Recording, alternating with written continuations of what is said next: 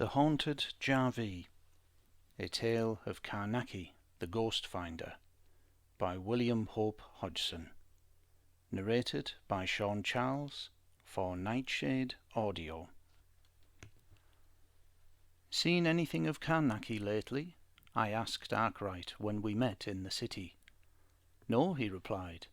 "He's probably off on one of his jaunts.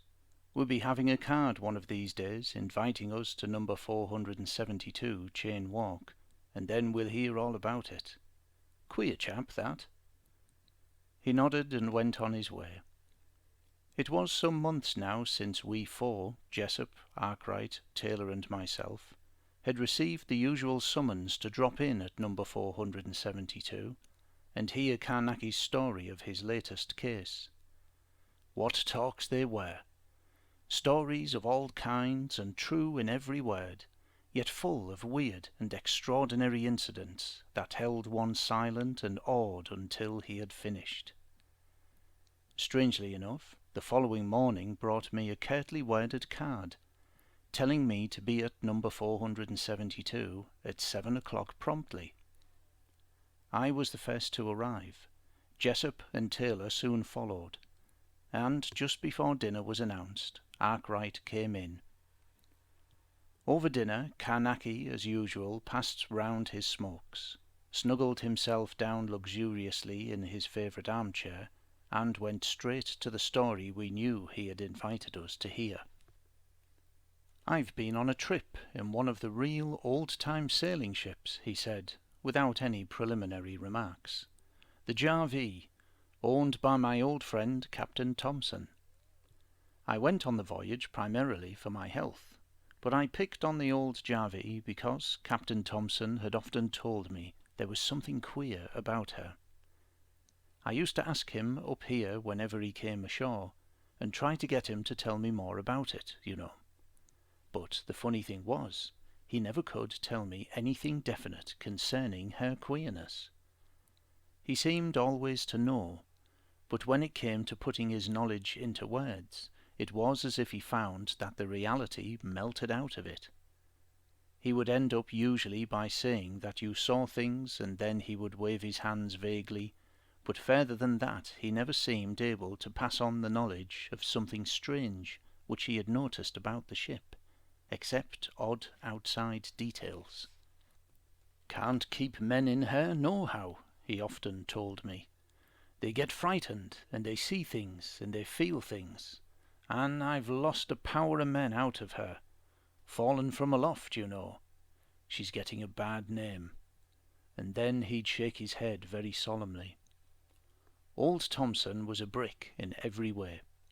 When I got aboard, I found that he had given me the use of a whole empty cabin, opening off my own as my laboratory and workshop. He gave the carpenter orders to fit up the empty cabin with shelves and other conveniences according to my directions, and in a couple of days I had all the apparatus, both mechanical and electric, with which I had conducted my other ghost hunts, neatly and safely stowed away. For I took a great deal of gear with me, as I intended to interest myself by examining thoroughly into the mystery about which the captain was at once so positive and so vague. During the first fortnight I followed my usual methods of making a thorough and exhaustive search. This I did with the most scrupulous care, but found nothing abnormal of any kind in the whole vessel. She was an old wooden ship, and I took care to sound and measure every casement and bulkhead, to examine every exit from the holds, and to seal all the hatches.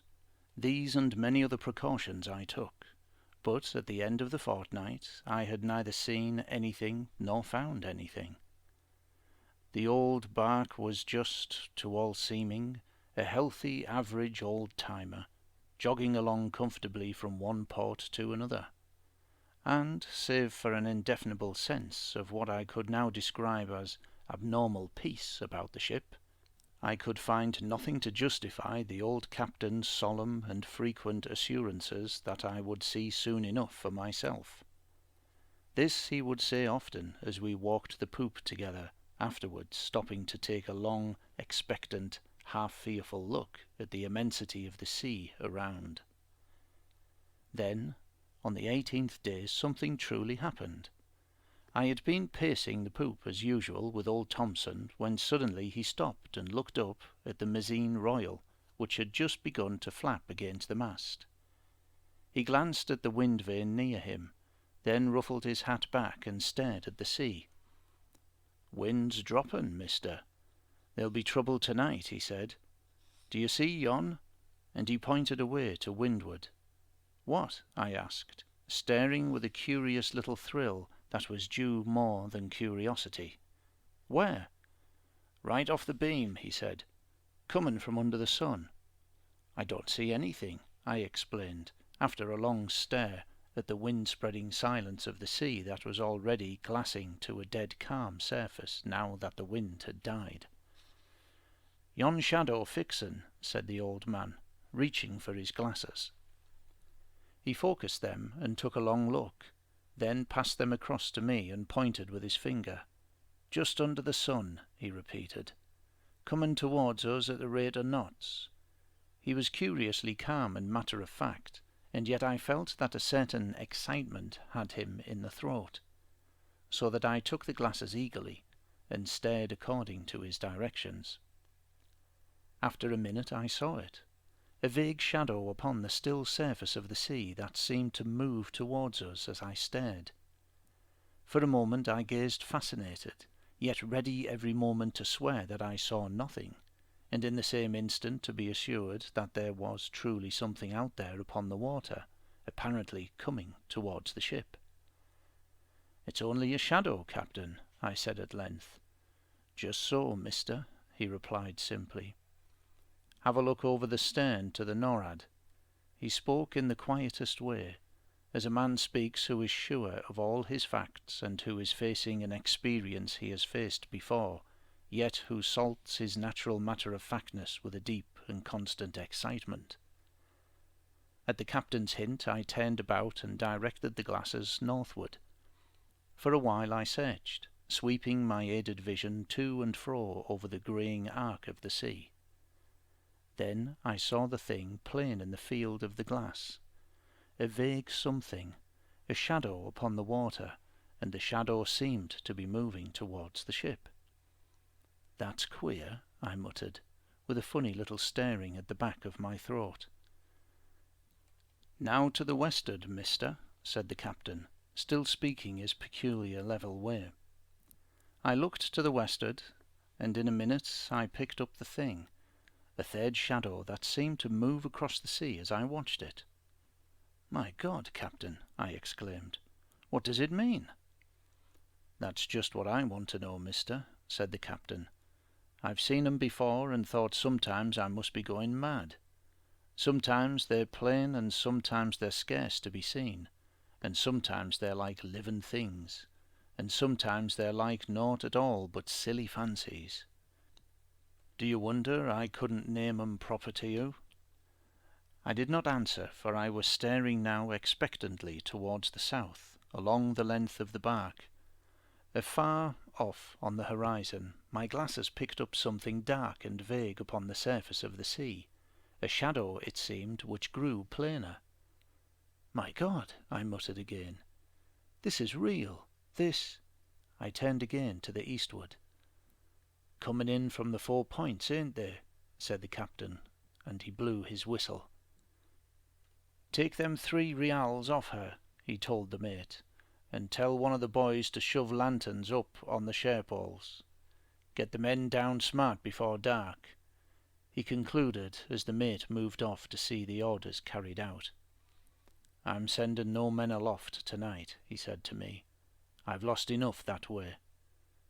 "There may be only shadows, Captain, after all," I said, still looking earnestly at the far-off grey vagueness on the eastward sea.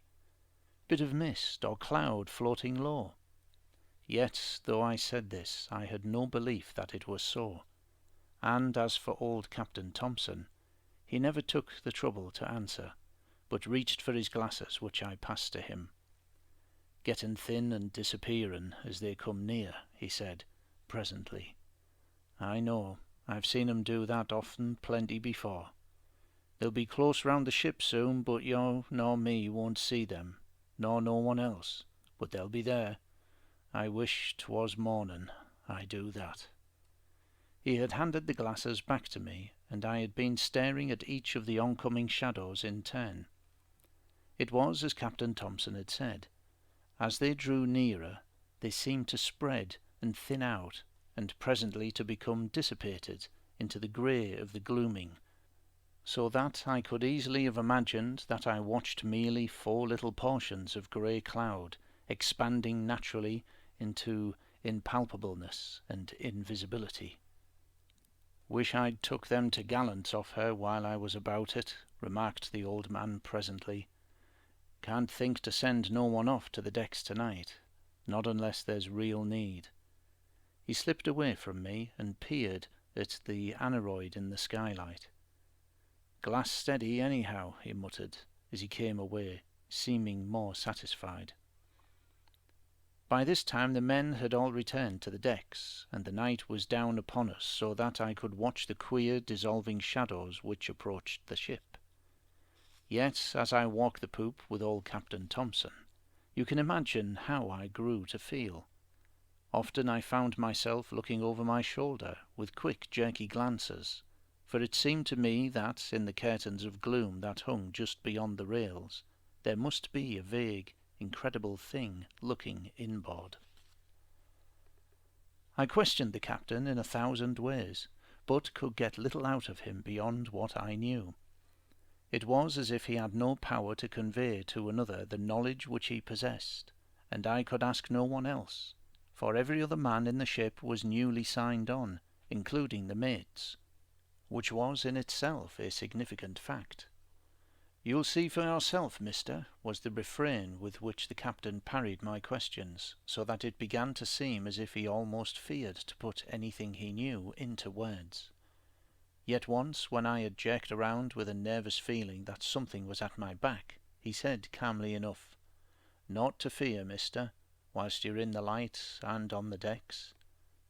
His attitude was extraordinary in the way in which he accepted the situation.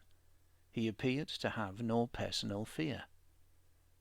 The night passed quietly until about 11 o'clock, when suddenly, and without one atom of warning, a furious squall burst on the vessel. There was something monstrous and abnormal in the wind. It was as if some power were using the elements to an infernal purpose. Yet the captain met the situation calmly. The helm was put down and the sails shaken, while the 3 t'gallants were lowered. Then the 3 upper topsails. Yet still the breeze roared over us, almost drowning the thunder which the sails were making in the night. "Split them to ribbons," the captain yelled in my ear above the noise of the wind. "Can't help it. I ain't sending no men aloft tonight unless she seems like to shake the sticks out of her. That's what bothers me." For nearly an hour after that, until 8 bells went at midnight, the wind showed no signs of easing, but breezed up harder than ever. And all the while the skipper and I walked the poop, he ever and again peering up anxiously through the darkness at the banging and thrashing sails. For my part, I could do nothing except stare round and round at the extraordinarily dark night in which the ship seemed to be embedded solidly. The very feel and sound of the wind gave me a sort of constant horror, for there seemed to be an unnaturalness rampant in the atmosphere. But how much this was the effect of my overstrung nerves and excited imagination, I cannot say. Certainly, in all my experience, I had never come across anything just like what I felt, and endured through that peculiar squall. At 8 bells, when the other watch came on deck, the captain was forced to send all hands aloft to make the canvas fast, and, as he had begun, to fear that he would actually lose his masts if he delayed longer.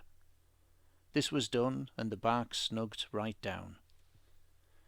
Yet, though the work was done successfully, the captain's fears were justified in a sufficiently horrible way, for as the men were beginning to make their way in off the wards, There was a loud crying and shouting aloft, and immediately afterwards a crash down on the main deck, followed instantly by a second crash. "My God, 2 of 'em!" shouted the skipper as he snatched a lamp from the forward binnacle. Then down on the main deck. It was as he had said. 2 of the men had fallen, or, as the thought came to me, been thrown from aloft and were lying silent on the deck. Above us in the darkness I heard a few vague shouts, followed by a curious quiet, save for the constant blast of the wind, whose whistling and howling in the rigging seemed but to accentuate the complete and frightened silence of the men aloft. Then I was aware that the men were coming down swiftly, and presently one after the other came with a quick leap out of the rigging and stood about the 2 fallen men, with odd exclamations and questions, which always merged off instantly into a new silence. And all the time I was conscious of a most extraordinary sense of oppression and frightened distress and fearful expectation, for it seemed to me, standing there near the dead in that unnatural wind, that a power of evil filled all the night about the ship, and that some fresh horror was imminent. The following morning there was a solemn little service, very rough and crude, but undertaken with a nice reverence, and the 2 men who had fallen were tilted off from a hatch over and plunged suddenly out of sight. As I watched them vanish in the deep blue of the water, an idea came to me, and I spent part of the afternoon talking it over with the captain, after which I passed the rest of the time until sunset was upon us in arranging and fitting up a part of my electrical apparatus. Then I went on deck and had a good look round. The evening was beautifully calm and ideal for the experiment which I had in mind, for the wind had died away with a peculiar suddenness after the death of the 2 men, and all that day the sea had been like glass. To a certain extent I believe that I comprehended the primary cause of the vague but peculiar manifestations which I had witnessed the previous evening, and which Captain Thompson believed implicitly to be intimately connected with the death of the 2 sailormen. I believed the origin of the happenings to lie in a strange but perfectly understandable cause, i.e., in that phenomenon known technically as attractive vibrations. Hodgson, in his monograph on induced hauntings, points out that such are invariably produced by induced vibrations, that is, by temporary vibrations set up by some outside cause. This is somewhat obtruse to follow out in a story of this kind, but it was on a long consideration of these points that I resolved to make experiments to see whether I could not produce a counter or repellent vibration, a thing which Hodgson had succeeded in producing on 3 occasions, and in which I have had a partial success once, failing only because of the imperfectness of the apparatus I had aboard. As I have said, I can scarcely follow the reasoning further in a brief record such as this, neither do I think it would be of interest to you who are interested only in the startling and weird side of my investigations. Yet I have told you sufficient to show you the germ of my reasonings, and to enable you to follow intellectually my hopes and expectations in sending out what I hoped would prove repellent vibrations.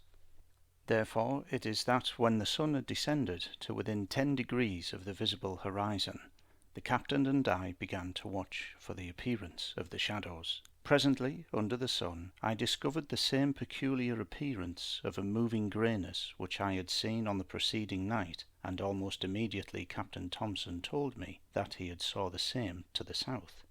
To the north and east we perceived the same extraordinary thing, and I at once set my electric apparatus at work, sending out the strange repelling force to the dim far shadows of mystery which moved steadily out of the distance towards the vessel.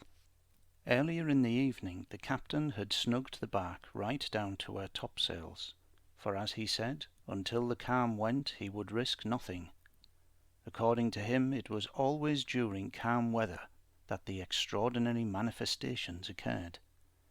In this case he was certainly justified, for a most tremendous squall struck the ship in the middle watch, taking the fore upper topsail right out of the ropes. At the time when it came I was lying down on a locker in the saloon, but I ran up onto the poop as the vessel cantered under the enormous force of the wind. Here I found the air pressure tremendous, and the noise of the squall stunning. And over it all, and through it all, I was conscious of something abnormal and threatening that set my nerves uncomfortably acute. The thing was not natural. Yet, despite the carrying away of the topsail, not a man was sent aloft. "Let 'em all go," said the old Captain Thompson. "I'd have shortened her down to the bare sticks if I'd done all I wanted." About 2 a.m. the squall passed with astonishing suddenness, and the night showed clear above the vessel. From then onwards I paced the poop with the skipper, often pausing at the break to look along the lighted main deck. It was on one of these occasions that I saw something peculiar. It was like a vague flitting of an impossible shadow between me and the whiteness of the well-scrubbed decks. Yet, even as I stared, the thing was gone, and I could not say with surety that I had seen anything. "Pretty plain to see, mister," said the captain's voice at my elbow. "I've only seen that once before, and we lost half the hands that trip. We'd better be at home, I'm thinking. It'll end in scrapping her, sure." The old man's calmness bewildered me almost as much as the confirmation his remark gave that I had really seen something abnormal floating between me and the deck 8 feet below us. "Good Lord, Captain Thompson," I exclaimed, "this is simply infernal." "Just that," he agreed. "I said, mister, you'd see if you'd wait. And this ain't the half. You wait till you sees 'em looking like little black clouds all over the sea, round the ship, and moving steady with the ship. All the same, I ain't seen 'em aboard but just once. Guess we're in for it." "How do you mean?" I asked. But though I questioned him in every way, I could get nothing satisfactory out of him. "You'll see, mister. You wait and see. She's a queer 'un." And that was about the extent of his further efforts and methods of enlightening me. From then on through the rest of the watch I leaned over the break of the poop, staring down at the main deck, and odd whiles taking quick glances to the rear. The skipper had resumed his steady pacing of the poop, but now and again he would come to a pause beside me, and ask calmly enough whether I had seen any more of them there. Several times I saw the vagueness of something drifting in the lights of the lanterns, and a sort of wavering in the air in this place and that, as if it might be an attenuated something having movement, that was half seen for a moment, and then gone before my brain could record anything definite. Towards the end of the watch, however, both the captain and I saw something very extraordinary. He had just come beside me, and was leaning over the rail across the break. "Another of 'em there," he remarked in his calm way, giving me a gentle nudge and nodding his head towards the port side of the main deck, a yard or two to our left. In the place he had indicated there was a faint, dull, shadowy spot, seeming suspended about a foot above the deck. This grew more visible, and there was movement in it, and a constant, oily-seeming whirling from the centre outwards. The thing expanded to several feet across, with the lighted planks of the deck showing vaguely through. The movement from the centre outwards was now becoming very distinct, till the whole strange shape blackened and grew more dense, so that the deck below was hidden. Then, as I stared with the most intense interest, there went a thinning movement over the thing, and almost directly it had dissolved so that there was nothing more to be seen than a vague rounded shape of shadow, hovering and convoluting dimly between us and the deck below. This gradually thinned out and vanished, and we were both of us left staring down at a piece of the deck where the planking and pitched seams showed plain and distinct in the light from the lamps that were now hung nightly on the share-poles. "Mighty queer that, mister," said the captain meditatively as he fumbled for his pipe. "Mighty queer." Then he lit his pipe and began again his pacing of the poop. The calm lasted for a week, with the sea like glass, and every night, without warning, there was a repetition of the extraordinary squall, so that the captain had everything made fast at dusk, and waited patiently for the trade wind. Each evening I experimented further with my attempts to set up repellent vibrations, but without result. I am not sure whether I ought to say that my meddling produced no result, for the calm gradually assumed a more unnatural permanent aspect, whilst the sea looked more than ever like a plane of glass, bulged anon with the low oily roll of some deep swell. For the rest, there was by day a silence so profound as to give a sense of unrealness, for never a sea-bird hove in sight whilst the movement of the vessel was so slight as scarce to keep up the constant creak of spars and gear, which is the ordinary accompaniment of a calm. The sea appeared to have become an emblem of desolation and freeness, so that it seemed to me at last that there was no more any known world, but just one great ocean going on for ever into the far distances in every direction. At night the strange squalls assumed a far greater violence, so that sometimes it seemed as if the very spars would be ripped and twisted out of the vessel, yet fortunately no harm came in that wise. As the days passed, I became convinced that at last my experiments were producing very distinct results, though the opposite to those which I hoped to produce, for now at each sunset a sort of grey cloud resembling light smoke would appear far away in every quarter, almost immediately upon the commencement of the vibrations, with the effect that I desisted from any prolonged attempt and became more tentative in my experiments.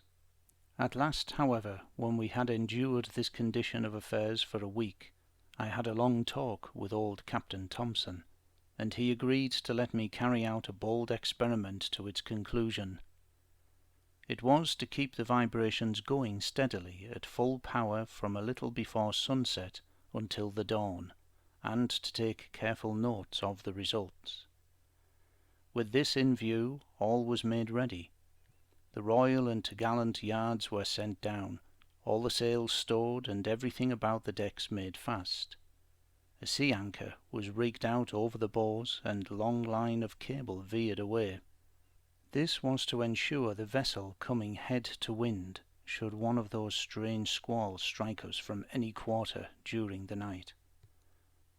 Late in the afternoon the men were sent to the forecastle and told that they might please themselves and turn in or do anything they liked, but that they were not to come on deck during the night, whatever happened. To ensure this, the port and starboard doors were padlocked. Afterwards I made the first and the 8th signs of the Samar ritual, opposite each doorpost, connecting them with triple lines crossed at every 7th inch. You've dipped deeper into the science of magic than I have, Arkwright, and you will know what that means. Following this, I ran a wire entirely around the outside of the forecastle and connected it up with my machinery, which I had erected in the sail locker aft. In any case, I explained to the captain, they run practically no risk other than the general risk which we may expect in the form of a terrific storm burst. The real danger will be to those who are meddling. The path of the vibrations will make a kind of halo around the apparatus. I shall have to be there to control, and I'm willing to risk it, but you'd better get into your cabin, and the 3 mates must do the same. This the old captain refused to do, and the 3 mates begged to be allowed to stay and see the fun.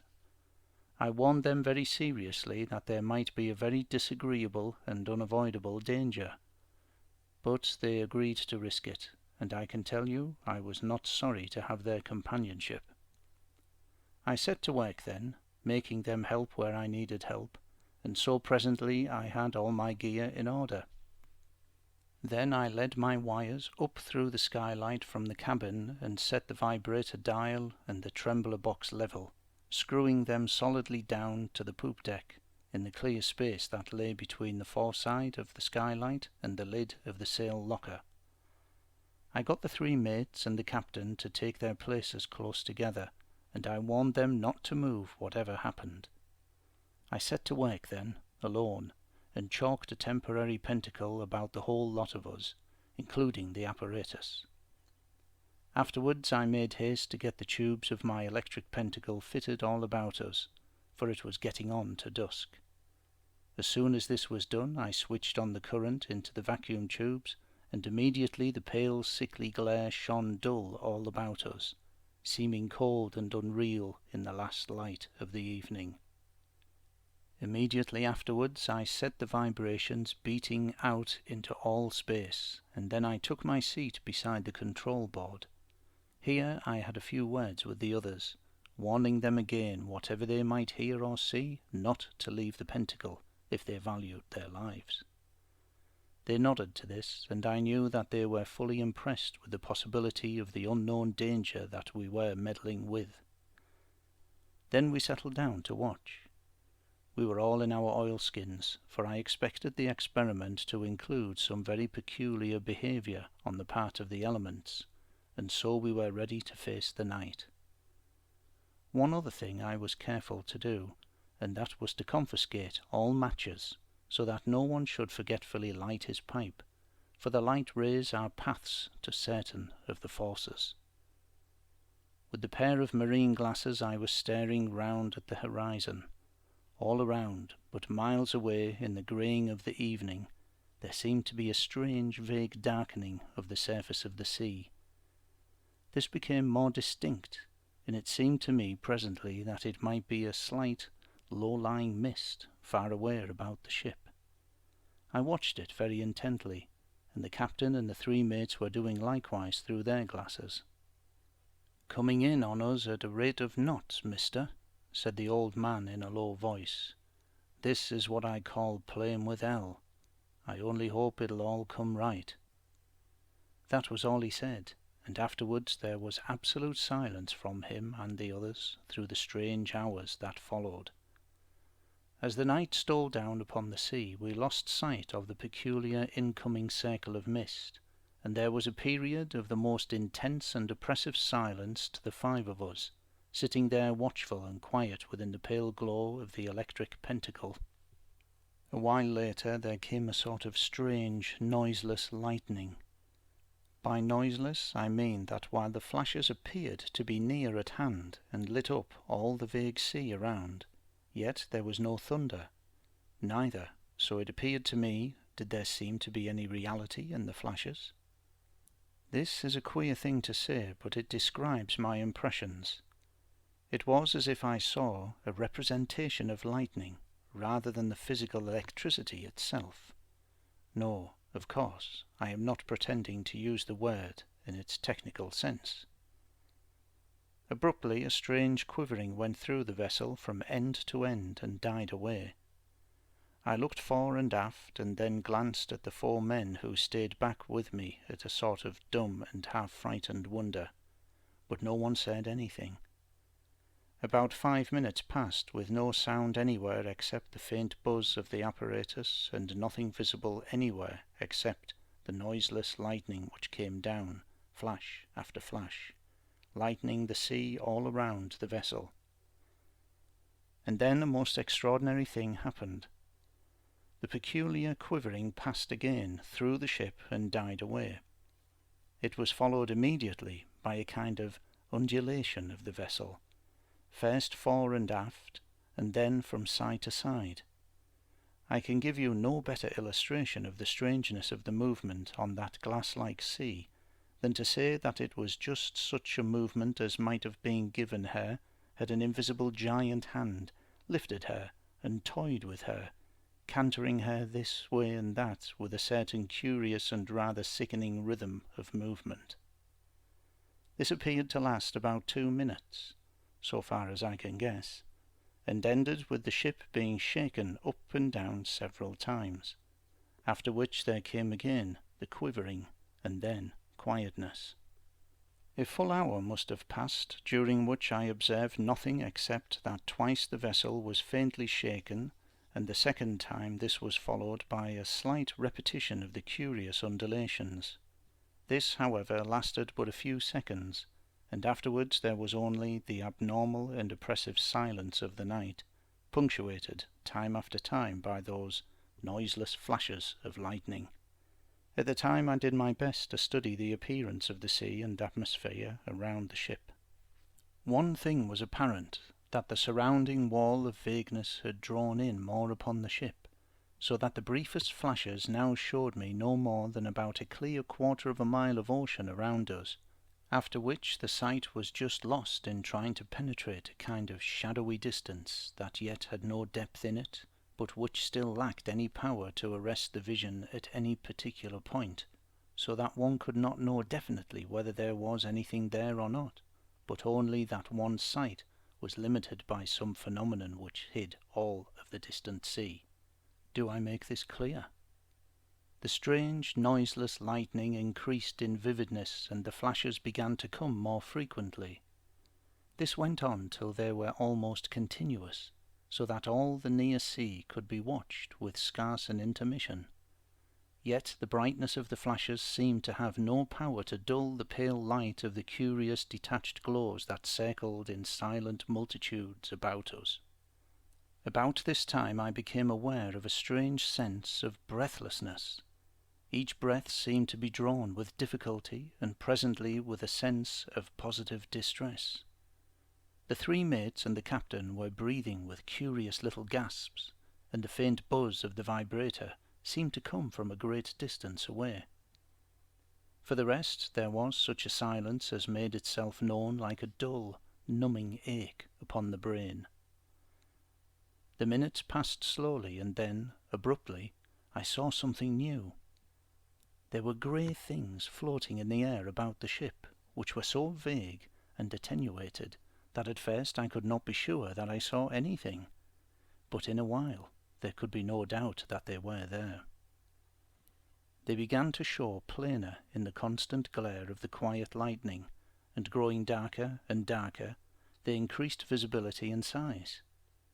They appeared to be but a few feet above the level of the sea, and they began to assume humped shapes. For quite half an hour, which seemed indefinitely longer, I watched those strange humps, like little hills of blackness, floating just above the surface of the water, and moving round and round the vessel with a slow, everlasting circling that produced on my eyes the feeling that it was all a dream. It was later still that I discovered still another thing. Each of those great vague mounds had begun to oscillate as it circled round about us. I was conscious at the same time that there was communicated to the vessel the beginning of a similar oscillating movement, so very slight at first that I could scarcely be sure she so much as moved. The movement of the ship grew with a steady oscillation, the bows lifting first and then the stern, as if she were pivoted amidships. This ceased, and she settled down onto a level keel with a series of queer jerks, as if her weight were being slowly lowered again to the buoying of the water. Suddenly there came a cessation of the extraordinary lightning, and we were in an absolute blackness, with only the pale sickly glow of the electric pentacle above us, and the faint buzz of the apparatus seeming far away in the night. Can you picture it all? The five of us there, tense and watchful, and wondering what was going to happen.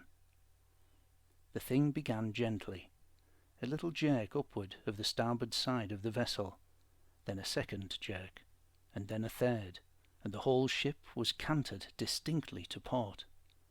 It continued in a kind of slow rhythmic tilting, with curious timed pauses between the jerks, and suddenly, I saw that we were in absolute danger, for the vessel was being capsized by some enormous force in the utter silence and blackness of that night. "My God, mister, stop it!"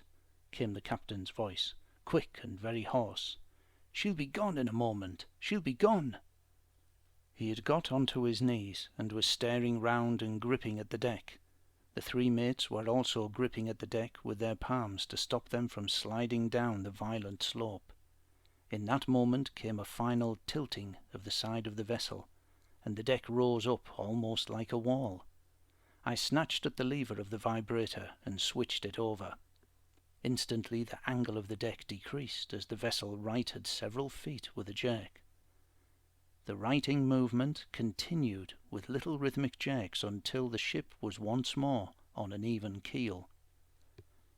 And even as she righted, I was aware of an alteration in the tenseness of the atmosphere and a great noise far off to starboard. This was the roaring of wind. A huge flash of lightning was followed by others, and the thunder crashed continually overhead. The noise of the wind to starboard rose to a loud screaming and drove towards us through the night. Then the lightning ceased, and the deep roll of the thunder was lost in the nearer sound of the wind, which was now within a mile of us and making a most hideous bellowing scream. The shrill howling came at us out of the dark and covered every other sound.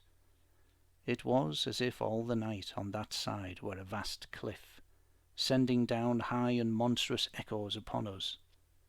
This is a queer thing to say, I know, but it may help you to get the feeling of the thing, for that just describes exactly how it felt to me at the time, that queer, echoing, empty sense above us in the night, yet all the emptiness filled with sound on high. Do you get it? It was most extraordinary, and there was a grand something about it all, as if one had come suddenly upon the steps of some monstrous lost world. Then the wind rushed out at us and stunned us with its sound and force and fury. We were smothered and half stunned. The vessel went over onto her port side merely from pressure of the wind on her naked spars and side. The whole night seemed one yell, and the foam roared and snowed over us in countless tons. I have never known anything like it. We were all splayed about the poop, holding on to anything we could, while the Pentacle was smashed to atoms so that we were in complete darkness. The storm burst had come down on us. Towards morning the storm calmed, and by the evening we were running before a fine breeze. Yet the pumps had to be kept going steadily, for we had sprung a pretty bad leak, which proved so serious that we had to take to the boats 2 days later. However, we were picked up that night so that we had only a short time of it. As for the Jarvee, she is now safely at the bottom of the Atlantic, where she had better remain forever. Carnacki came to an end and tapped out his pipe. "But you haven't explained," I remonstrated. "What made her like that? What made her different from other ships? Why did those shadows and things come to her? What's your idea?" "Well," replied Carnacki, "in my opinion she was a focus. That is a technical term which I can best explain by saying that she possessed the attractive vibration, that is the power to draw to her any psychic waves in the vicinity, much in the way of a medium. The way in which the vibration is acquired, to use the technical term again, is of course purely a matter of supposition. She may have developed it during the years, owing to a suitability of conditions, or it may have been in her, of her is a better term, from the very day her keel was laid.